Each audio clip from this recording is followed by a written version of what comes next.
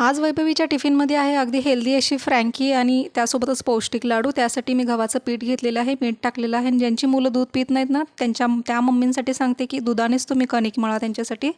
तेल गरम केलं, थोडीशी जिरी टाकली, जिरी फुलली की कांदा थोडासा टाकून परतला, त्यानंतर गाजर, शिमला मिर्च, टोमॅटो टाकून परतलेलं आहे। त्यानंतर पाव चमचा हळद, पाव चमचा तिखट आणि पाव चमचा धनेपूड टाकून मिक्स करून एक वाफ काढून घेतली।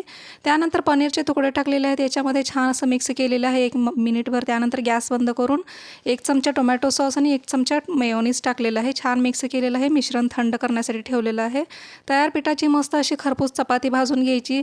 आता आपण लाडू बनवूया। त्यासाठी 1 वाटी शेंगा, अर्धी वाटी गूळ आणि 2 चमचे प्रोटीन पावडर टाकलेली आहे। मिक्सरवर बारीक केलं, थोडंसं तूप टाकून मस्त असे याचे लाडू वळून घेतलेले आहेत। आता चपातीवरती आपण स्टफिंग ठेवून याचा रोल बनवून घ्यायचा आहे। चपातीला सॉस आणि मेयो लावायचा नाही। चपातीला सॉस आणि मेयोनीज लावलं तर मधली सुट्टी होईपर्यंत चपाती खूप अशी मऊ पडून जाते, म्हणून सारणामध्येच टाकायची